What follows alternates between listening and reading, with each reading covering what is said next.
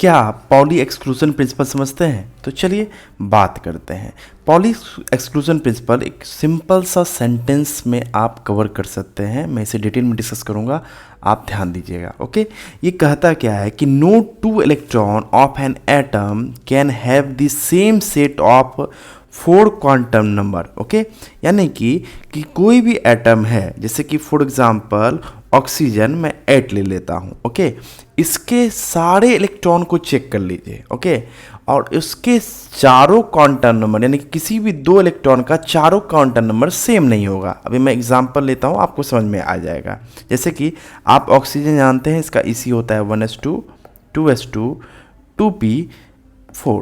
Okay, इसका मैं आपको इलेक्ट्रॉनिक स्ट्रक्चर ड्रॉ कर रहा हूँ। Up spin down spin, up spin down spin, and आप जानते हैं P में 3 ऑर्बिटल्स होता है, up spin up spin up spin and down spin.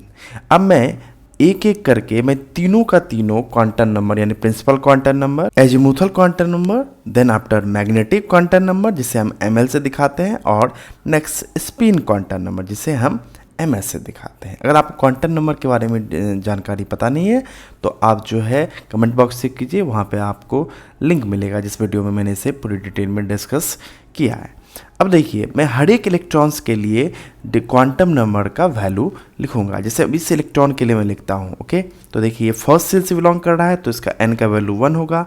L, क्योंकि S सब सेल से बिलोंग कर रहा है तो इसके लिए L का वैल्यू 0 होगा। और अगर M की बात करें तो S सब सेल में ML का भी वैल्यू जो है, न्यूमेरिक क्वांटम नंबर का भी वैल्यू क्या होता है, 0 ही होता है। और मैं यहाँ पे आपको बता दूँ, स्पिन क्वांटम नंबर के लिए मैंने अप स्पिन के लिए जो है +½ कंसीडर किया है, और डाउन स्पिन के लिए मैंने -½ कंसीडर किया है। आप इसके अपोजिट भी कंसीडर कर सकते हैं। तो देखिए अप स्पिन है तो ये क्या होगा, +½ होगा। अब चलिए इस इलेक्ट्रॉन का निकालते हैं तो n का वैल्यू 1, L का वैल्यू 0, M का वैल्यू 0, ये दोनों सेम होगा, बस अपोजिट स्पिन है तो ये -½ होगा।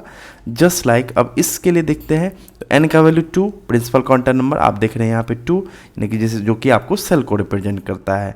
L का वैल्यू 0, ML का वैल्यू जो है आपका यहाँ पे भी 0 होगा क्योंकि ये S सब सेल है, और अप स्पिन है तो +½ और जस्ट लाइक यहाँ पे अगर हम इसे लेते हैं तो 2 0 0 और -½ देन आफ्टर इस इलेक्ट्रॉन्स के लिए लेते हैं तो क्या होगा, 2p है तो यहाँ L का वैल्यू 1 हो जाएगा।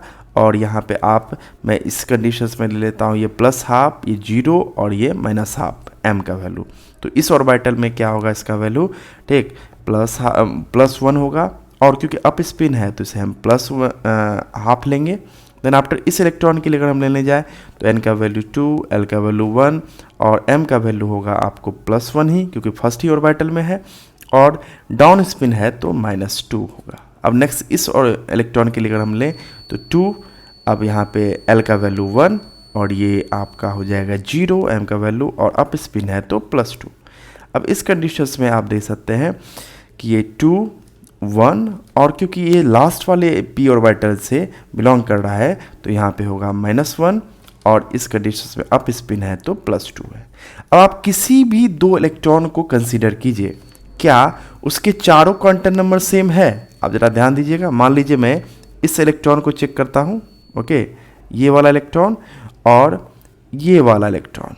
ओके, चेक कीजिए क्या चारों क्वांटम नंबर सेम है? जी नहीं, इसके तो चारों के चारों डिफरेंट है। जबकि हम अगर एक सेल के ही एक ही सब सेल के दोनों ऑर्बिट मतलब एक ही ऑर्बिटल के दोनों इलेक्ट्रॉन को भी कंसीडर करेंगे तो वो भी सेम नहीं होगा। जैसे देखिए इसमें फर्स्ट, सेकेंड और थर्ड तो सेम है लेकिन लास्ट वाला डिफरेंट है। यही बात कौन बताते हैं? पॉली।